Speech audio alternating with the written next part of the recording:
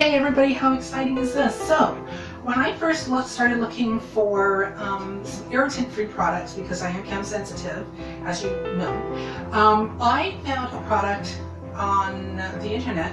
It's called Flex Wax.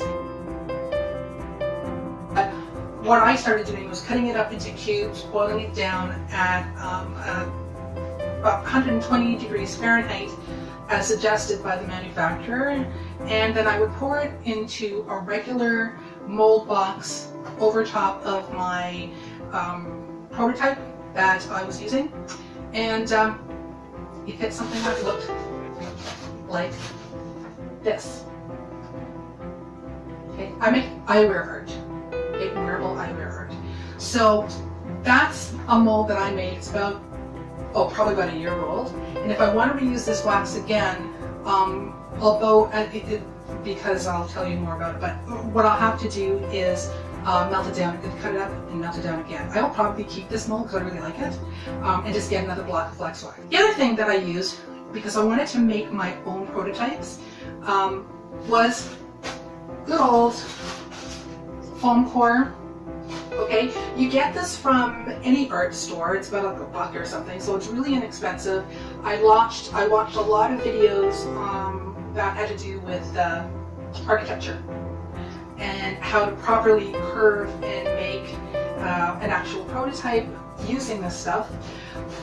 But I soon abandoned it and made my own. Now, while using the foam core, what I would cover that with, I forgot to mention this, is I would cover it with very flat sheets of denture wax, or I think they're also called jewelers.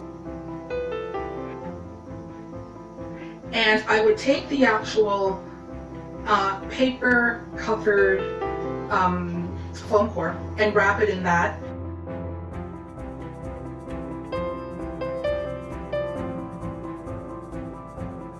Seal it off with the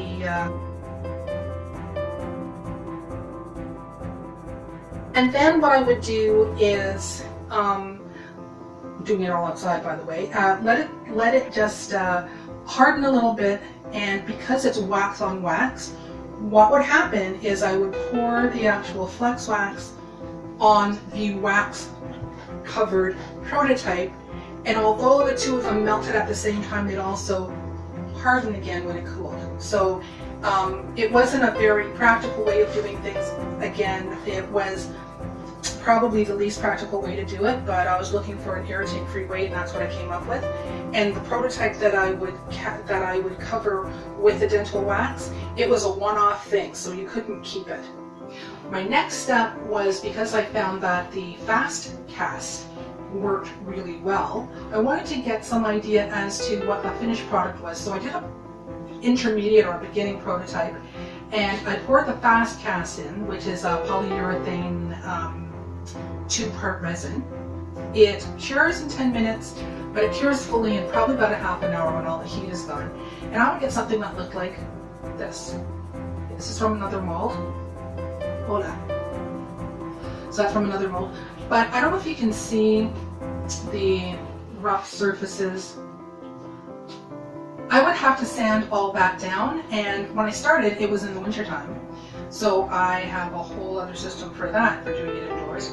But I would have to take my Dremel, or I'd take some sandpaper and sand it down accordingly. Most of you that know how to sand resin will understand going from the lowest point of sandpaper up to the highest point, and wet dry sandpaper and wetting it down. Now, when I was sure that I had the right beginning prototype out of the fast cast resin, this one here, I would then take this and then take wax again, the flex wax, melt it down again, make another mold.